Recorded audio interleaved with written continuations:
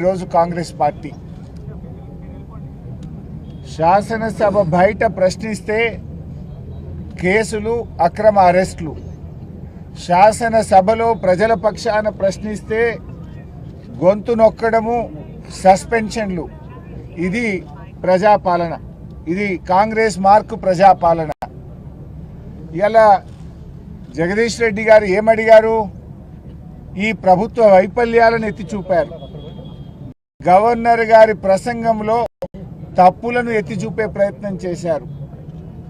మధ్యలో కాంగ్రెస్ పార్టీ మంత్రులు, విప్పులు అడ్డుకునే ప్రయత్నం చేస్తే, అధ్యక్ష మా అందరికీ మీరు పెద్దవారు, మీరు మా హక్కులు కాపాడాలి, మా హక్కులు కాపాడండి అని ప్రశ్నించిన పాపానికి ఇవాళ జగదీష్ రెడ్డి గారిని మొత్తం సెషన్కు సస్పెండ్ చేశారు.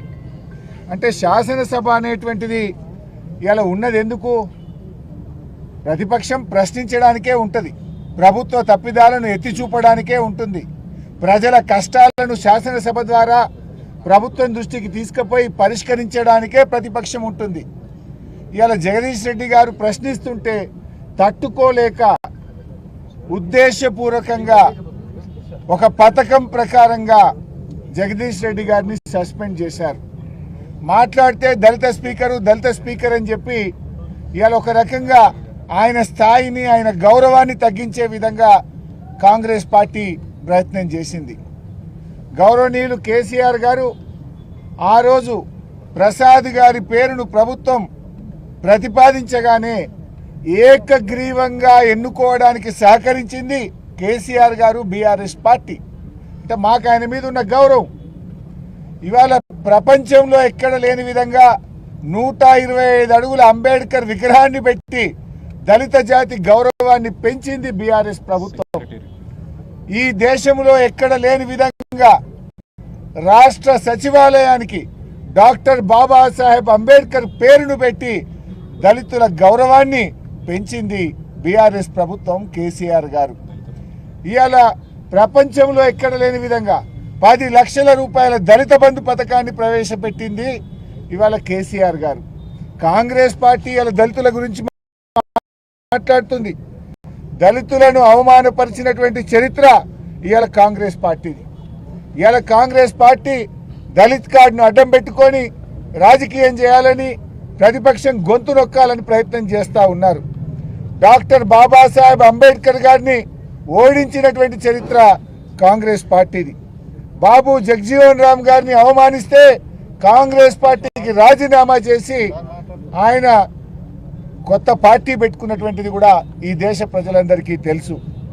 ద్రౌపది ముర్ము గారిని అవమానించిన చరిత్ర కూడా కాంగ్రెస్ పార్టీదే.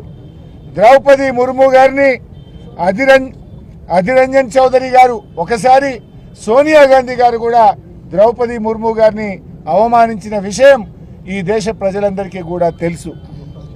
అంటే ఇవాళ దళితులను అవమానించిన చరిత్ర ఇవాళ కాంగ్రెస్ పార్టీది. కానీ ఈరోజు శాసనసభలో మేము చాలా స్పష్టంగా బీఆర్ఎస్ పార్టీ నుంచి 15 మంది ఎమ్మెల్యేలు స్పీకర్ ఛాంబర్కి వెళ్ళి అక్కడున్న శాసనసభ వ్యవహారాల మంత్రి శ్రీధర్ బాబు గారికి, స్పీకర్ గారికి చాలా స్పష్టంగా చెప్పాం. గౌరవ సభ్యులు జగదీష్ రెడ్డి గారు మాట్లాడిన దాంట్లో ఏమాత్రం తప్పు లేదు. ఒకవేళ మీరు తప్పుందని భావిస్తే అన్ని పార్టీల ఫ్లోర్ లీడర్లను పిలవండి, వీడియో పెట్టి మాకు చూపించండి అని మేము అడిగాం. ఒకవేళ తప్పుంటే మేము క్షమాపణ చెప్పడానికి, బేషరతుగా వ్యాఖ్యలు ఉపసంహరించుకోవడానికి మేము సిద్ధంగా ఉన్నాము అని కూడా స్పష్టంగా చెప్పాం. ఎందుకు చెప్పాం? మేము సభ జరగాలి.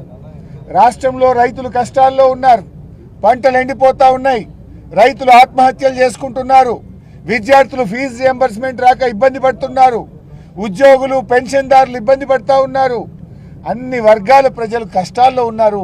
ప్రజా సమస్యలపై చర్చ జరగాలని మేమే ఒక అడుగు ముందుకు వేసి చాలా స్పష్టంగా చెప్పాం. నిజానికి జగదీష్ రెడ్డి గారి వ్యాఖ్యల్లో తప్పే లేదు. ఆయన ఎక్కడ కూడా అన్పార్లమెంటరీ లాంగ్వేజ్ ఉపయోగించలేదు. అయినా కూడా పెద్ద మనసుతో సభ జరగాలి, ప్రజా సమస్యల మీద చర్చ జరగాలి, శాసనసభలో మరి అన్ని విషయాలు కూడా ప్రస్తావించాలనే ఉద్దేశంతో మేము స్పీకర్ గారిని ఎల్ఏ మినిస్టర్ గారిని కలిసి చెప్పాం. మరి చెప్పినప్పుడు